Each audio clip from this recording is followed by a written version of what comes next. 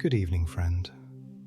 The night has made its quiet turn, a time for stories gently learned, for whispered words and softened sound that drift where deeper meaning's found, where history meets imagination and tender dreams hold lasting meaning. So settle in, let worries lower, and listen close, for words hold power. I'm A.K. White, and this is The Velvet Hour.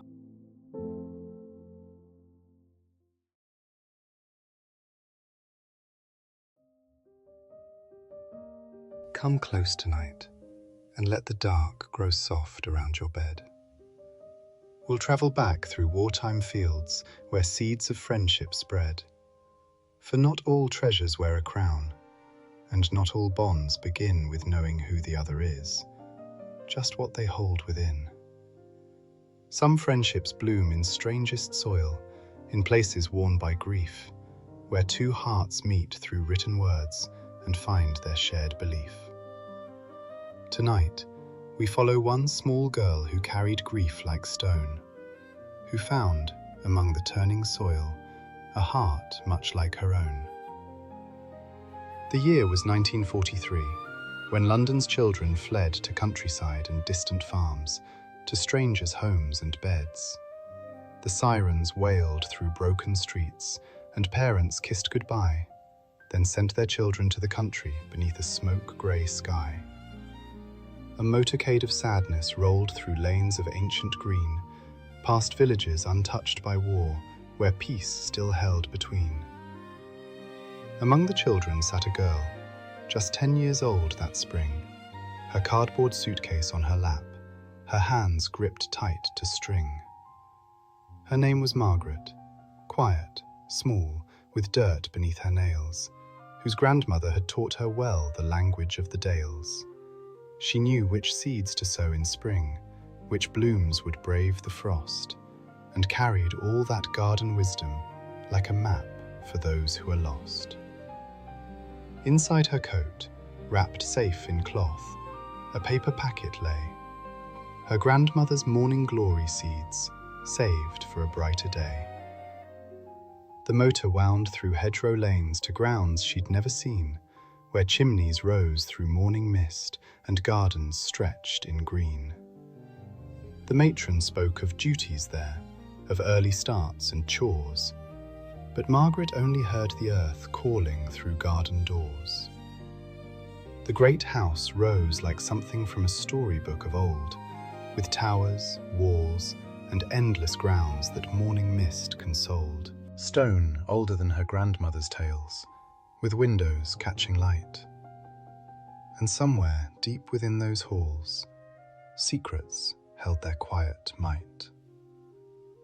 She was assigned among the staff to help the gardens grow, for victory demanded food, and every hand must sow.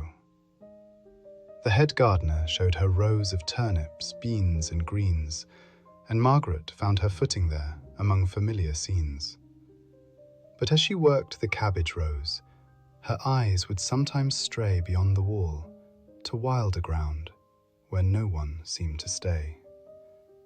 A patch of earth, well tended, neat, yet no one claimed it. Mine. Who tends this place with such devotion? Who loves this soil and vine? She found a trowel left behind, still bearing morning soil, a water can beside the fence, where someone shared her toil. Margaret knelt and touched the earth, so carefully turned and fed, and wondered at the hidden gardener who'd worked here in her stead. That night she lay in darkness, missing home with all her might. The smell of grandmother's kitchen, the garden bathed in light. The war had taken everything, her street, her yard, her room, and left her here among the strangers, wrapped in quiet gloom. She thought of morning glories lost beneath the rubble's weight, of seeds that might have climbed so high but came to bloom too late. What use was she, so far from home, with nothing left to give. What right had she to plant new seeds when all she loved couldn't live? But morning came, as mornings do, and drew her to that place where someone else had loved the soil with patience, time, and grace. She found a note pressed between stones, still damp with morning dew. If you love gardens as I do, perhaps we two could share this view. I've watched you working in the dawn, your hands so gentle there. Leave me a sign among the turnips, a stone to show you care. Margaret placed a smooth grey stone beside the clovers green, and felt a warmth she'd nearly lost since London's fall unseen. Someone had noticed, someone saw, someone was like in kind. And in that knowing, something shifted deep within her mind. And so began the correspondence. Notes tucked beneath a stone. Two girls exchanging garden secrets, no longer quite alone. My name is Lilibet, one read. I love the morning's hush, when gardens hold their secrets close before the daylight's rush.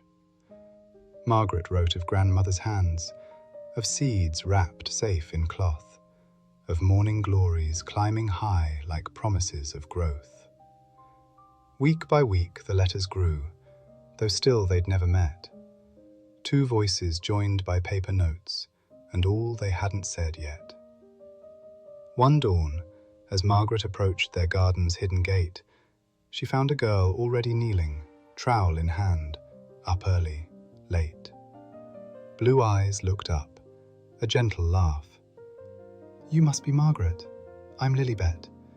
I wondered when we'd finally meet among the seeds we've set. They worked together through the morning, talking soft and low, two friends at last beside each other, watching seedlings grow.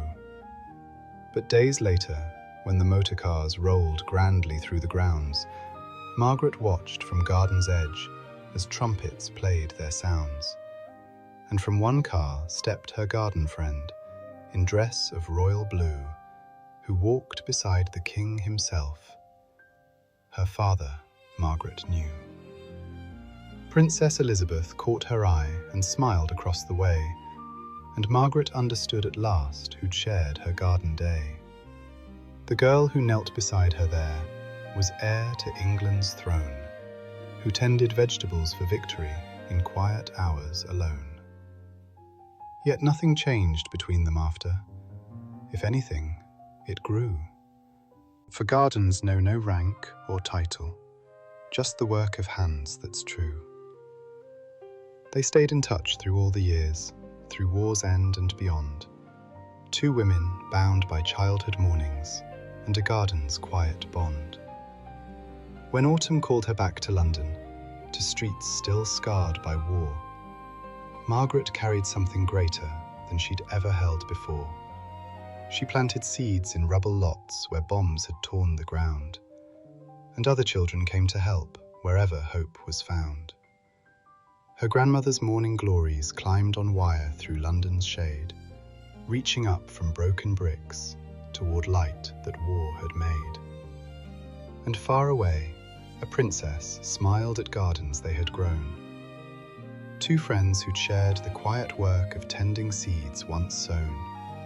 For sometimes bonds are forged in earth, not ceremony or name. And those who kneel together, planting, rise together, just the same. It matters not the station born, the title or the crown. What matters is the care we give to lift each other's ground. The truest friendships grow like gardens, patient, quiet, true. They ask not who you are by birth, but what your hands can do. So rest now, friend, and let your heart grow soft like garden soil. Tomorrow holds its own new seeds, its own quiet, patient toil. Perhaps you too will find a friend in unexpected ways, through notes left in a quiet place, through ordinary days. Somewhere tonight, a friendship waits between two hearts unknown, a bond as old as growing things, as warm as seeds you've sown. And now you know the story true. May its warmth stay close to you. Let its hope light up your mind, and leave the day's cares far behind. May gardens grow within your dreams, and friendships bloom unseen. Until we meet again, dear friend, in fields of peaceful green. Until next time, good night.